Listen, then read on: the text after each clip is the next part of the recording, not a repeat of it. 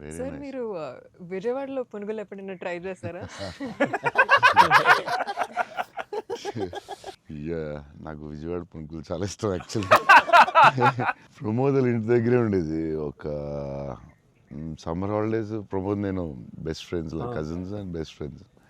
So Pramod ఇంటి పక్కనే ఉండి, సో వాళ్ళ ఫాదర్ మమ్మల్ని వెస్పా మీద కూర్చొని పెట్టి ఫ్రంట్ సీట్లో, నేను front seat, Pramod back, full speed వెళ్ళేవారు ఆయన వెస్పా మీద. వెళ్ళి ఆ పునుకుల దగ్గర తీసుకెళ్తే అసలు still I remember that. Vijayawada వెళ్ళినప్పుడు కార్లో కూర్చొని మెల్లగా పునుకులు తిందామా అని.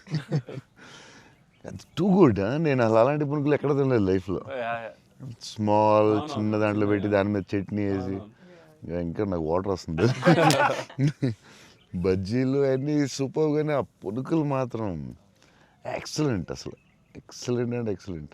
పునుగులు is an emotion sir. It is seriously. Every ఒక ఊరికి ఒక ఫుడ్ ఏదో స్పెషల్ ఉంటుంది కదా, దాని ఇంకా వాటర్ వస్తుంది. టూ గుడ్ అసలు. మళ్ళీ అలాంటివి ఎప్పుడు తినలేదు. సో విజయవాడ దారిలో వెళ్ళినప్పుడు, షూటింగ్ వెళ్ళినప్పుడు అక్కడ ఆకి పునుకులు తిందామంటే, నేను అన్ని నైట్ ట్రావెల్ చేస్తాను. ఇప్పుడు నైట్లో పునుకులు ఉండవు కదా బా అనుకుని మళ్ళీ. అన్న మా అందరికీ బుజ్జిగాడ్ అనేది అసలు ఐకానిక్ అన్న, ఎమోషన్. కానీ నేను మిమ్మల్ని కలిసినప్పుడల్లా ఇది చెప్దాం అనుకున్నా, నాకు ఏక్ నిరంజన్ ఫేవరెట్ అన్న.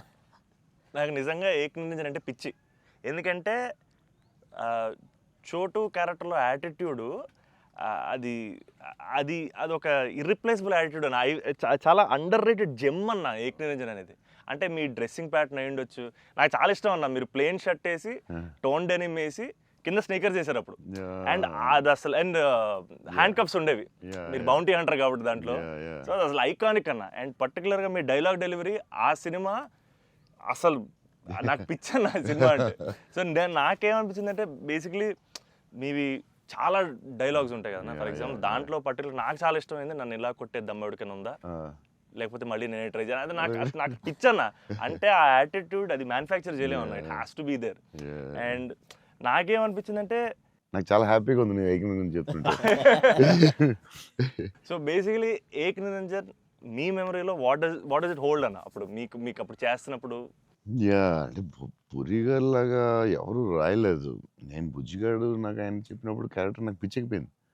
నాకు టెన్షనే వచ్చిందంటే, ఇది ఎలా చేయగలరా బాబు, నేను ఎప్పుడు చేయలేదు ఇలాగ. కాకపోతే ఈ రాసిన విధానం నేను మర్చిపోయి, నేను బుజ్జిగాడు ఎవరితో మాట్లాడినా బుజ్జిగాడు క్యారెక్టర్ గురించి మాట్లాడుతూ ఉండేవాడిని మర్చిపోయి. అంటే సూపర్ ఎక్సైటెడ్ నేను అసలు బుజ్జిగాడు క్యారెక్టర్ గురించి. సో పూరి గారితో ఆయన క్యారెక్టరైజేషన్ మళ్ళీ ఎవడో లేడు అలాంటి అని నేను నెక్స్ట్ యాజ్ ఇగ్నరెంట్ చేసాం. నువ్వు చెప్పిన డైలాగులన్నీ చెప్తుంటే అసలు నాకు ఆయనలో ఎవడు రాయలేడు. It's his writing, the character designing, what Puri గారు అలా ఎవడు లేడు ఇండియాలో, వరల్డ్లో లేడు. అదొక డిఫరెంట్ మనిషి అది.